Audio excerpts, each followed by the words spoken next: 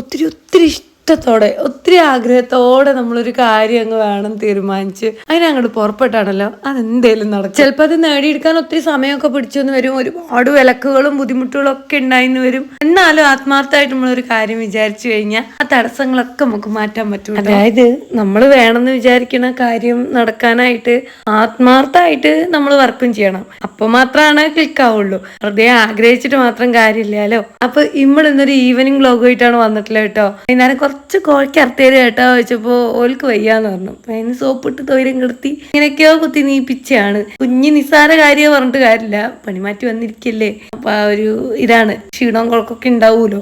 എനിക്ക് എത്തണോടത്തൊന്നല്ലേ അങ്ങോട്ട് മേലെ പാതിക്ക് കയറിയാണ് മൂച്ചിയുടെ മണ്ടയ്ക്ക്. അപ്പൊ പിന്നെ ഓലെ വിളിച്ചെടുത്തല്ലാണ്ട് നമുക്ക് വേറെ ഭാഗമല്ലല്ലോ.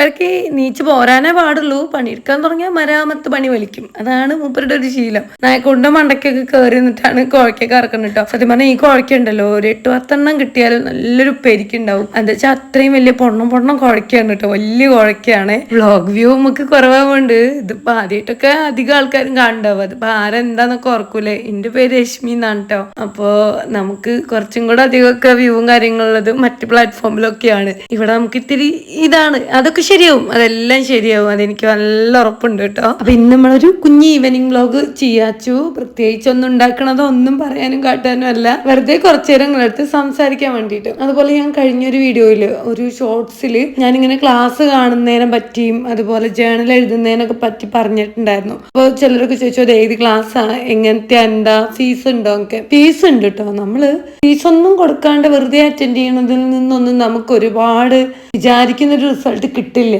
എന്താന്ന് വെച്ച് കഴിഞ്ഞാൽ ഫീസ് കൊടുക്കുമ്പോൾ ഇമ്മക്കൊരു ഉത്തരവാദിത്തം ഉണ്ട്. നമുക്ക് തോന്നും ഞാൻ പൈസ കൊടുക്കുന്നതല്ലേ, അതുകൊണ്ട് ക്ലാസ് മിസ്സാവാണ്ട് കാണണം, അത് കറക്റ്റായിട്ട് നോട്ട് എഴുതണം എന്നൊക്കെ. പക്ഷെ നമ്മൾ ഫീസൊന്നും കൊടുക്കാണ്ട് ഫ്രീ ആയിട്ട് കാണുമ്പോഴത്തേക്കും നമ്മളത് അവർ പറയുന്ന കറക്റ്റ് ട്രാക്കിൽ പോവില്ല.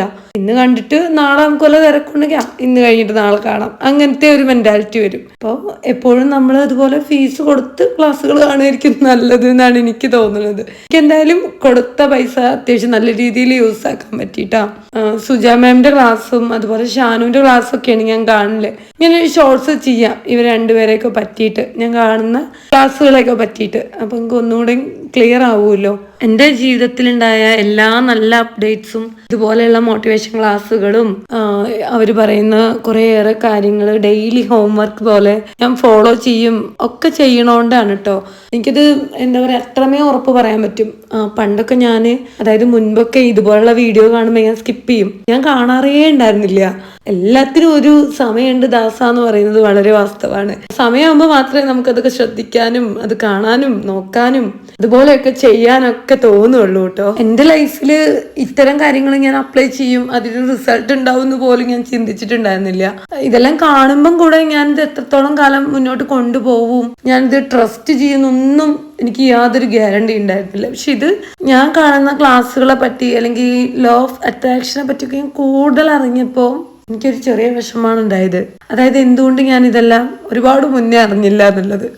പിന്നെ കുഴപ്പമില്ല, എല്ലാത്തിനും അതിൻ്റെതായ ഒരു സമയമുണ്ടല്ലോ, ഞാൻ നേരത്തെ പറഞ്ഞ മാതിരി അതിപ്പോഴായിരിക്കും ആയേ. അപ്പൊ ഇനിയുള്ള സമയം കറക്റ്റ് ആ ഒരു ട്രാക്കിൽ അങ്ങനെ മുന്നോട്ട് പോകണം, അങ്ങനെയാണ് ഞാൻ വിചാരിക്കുന്നത് കേട്ടോ. അപ്പൊ എനിക്ക് ഈ ഒരു സംഭവം എല്ലാം പറഞ്ഞു തന്നതും ഈ ഒരു ട്രാക്കിൽ എന്നെ കൊണ്ടുവന്നതും എൻ്റെ ഒരു ഫ്രണ്ട് മിനിയാണ്. ഞങ്ങൾ ഇതുവരെ നേരിട്ട് കണ്ടിട്ട് പോലും ഇല്ല കേട്ടോ, ഫോൺ റിലേഷൻ മാത്രമാണുള്ളത്. അപ്പൊ ഞാൻ അവളോട് എപ്പോഴും ഗ്രാറ്റിറ്റ്യൂഡ് പറയും.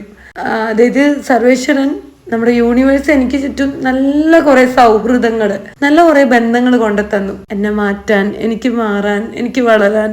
അപ്പൊ അങ്ങനെയുള്ള സഹായങ്ങൾ നമുക്ക് മറ്റുള്ളവർ ചെയ്യുമ്പോൾ നമ്മളും മറ്റുള്ളവർക്ക് അത് ചെയ്യണമല്ലോ. അപ്പൊ എനിക്കറിയുന്ന കാര്യങ്ങളൊക്കെ ഞാൻ എൻ്റെ ഫ്രണ്ട്സിനും എനിക്ക് വേണ്ടപ്പെട്ടവർക്കും ഒക്കെ പറഞ്ഞു കൊടുക്കാറുണ്ട്.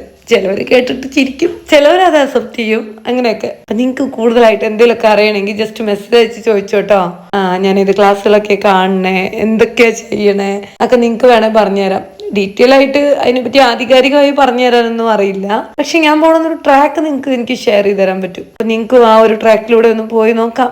വലിയ ചിലവൊന്നും ഇല്ലാത്തൊരു പരിപാടിയാണ്. അപ്പോൾ റിസൾട്ട് ഉണ്ടെങ്കിൽ കണ്ടിന്യൂ ചെയ്യാലോ. ചിലപ്പോൾ ഒരൊറ്റ ക്ലാസ് മതിയായിരിക്കും, നമ്മുടെ ലൈഫ് മൊത്തം അങ്ങ് മാറി പറയും. നമ്മുടെ ക്യാരക്ടർ തന്നെ മാറും കേട്ടോ.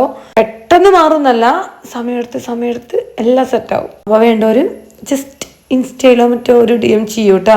സ്ത്രീകൾക്കൊക്കെ ഭയങ്കര യൂസ്ഫുൾ ആയിട്ടുള്ള ക്ലാസ്സുകളൊക്കെ ആയിരിക്കും. അപ്പൊ ഇന്ന് ഞാൻ ഉണ്ടല്ലോ ചക്ക വരട്ടാൻ പോവുകയാണ്. ഇപ്പൊ മഴ പെയ്യ കാരണം കൊണ്ട് ചക്കയ്ക്ക് ഉള്ളിക്ക് വെള്ളം കയറിയിട്ട് തിന്നാൻ അധികം വേണ്ടാലോ, ഒരു സ്വാദ് ഉണ്ടാവൂല. അപ്പൊ കുറച്ച് കഴിച്ചുള്ളൂ, ബാക്കിയെല്ലാം കൊത്തി നുറുക്കി അരിഞ്ഞ് നമ്മൾ വരട്ടാൻ പോവുകയാണ് കേട്ടോ.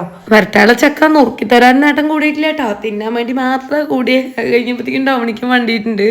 ഇന്നിപ്പോ നമുക്ക് ഇറച്ചി മീനൊന്നും ഇല്ല, രണ്ടാമതിനും പ്രത്യേകിച്ചൊന്നുമില്ല. ഇപ്പൊ ഫ്ലവർ ബൻച്ചച്ച ഉണ്ടായിരുന്നു തലേദിവസം അച്ചൂസിന് സ്കൂളിൽ കൊണ്ടുപോകാൻ. അപ്പൊ അത് എടുത്തിട്ട് ഞാൻ വേഗം വറുത്തു, അച്ചൂനും അതിക്കും കൊടുക്കാലോ വെച്ചിട്ട്. ഏട്ടനും വലിയൊരു മൂത്ത പച്ച കയപ്പ ഉണ്ടായിരുന്നു, അത് വലിയ വലിയ കഷ്ണാക്കി നുറുക്കി ഉപ്പേരിയാക്കി.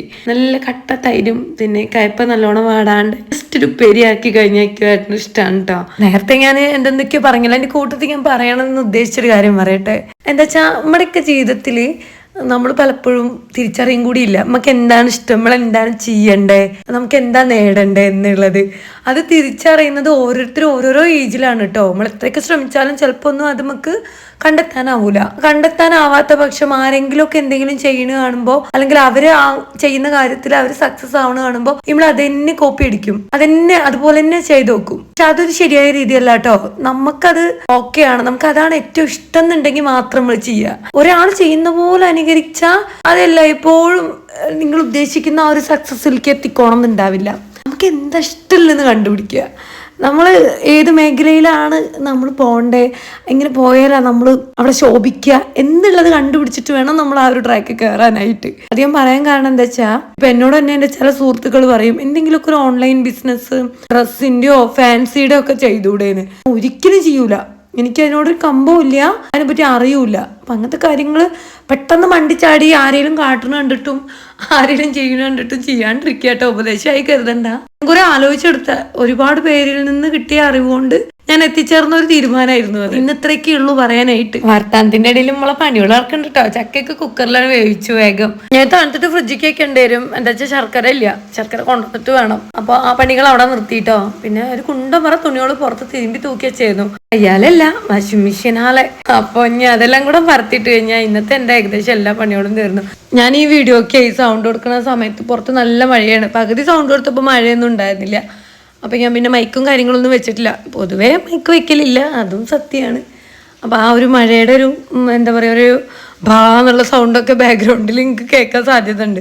എന്തായാലും നിങ്ങൾ ഇന്നെ അഡ്ജസ്റ്റ് ചെയ്യണം. അതിൻ്റെ ഇടയിൽ ആ സൗണ്ടും കൂടി ഇങ്ങോട്ട് അഡ്ജസ്റ്റ് ചെയ്യുന്നതാണ് പറഞ്ഞു വരണം കേട്ടോ. അപ്പം അത്രയ്ക്കേ ഉള്ളൂ. എല്ലാവർക്കും നല്ലൊരു ടാറ്റ ബൈ ബൈ. അടുത്തൊരു വീഡിയോയിൽ എത്രയും പെട്ടെന്ന് തന്നെ കാണാമെന്നുള്ള ശുഭാപ്തി വിശ്വാസത്തിൽ ഇന്ന് പോവുകയാണ്. നിങ്ങൾക്ക് ഇഷ്ടമാവുകയാണെങ്കിൽ നമ്മളെ ഒന്ന് കൂടെ കൂട്ടി സപ്പോർട്ട് ചെയ്തേക്കണേ.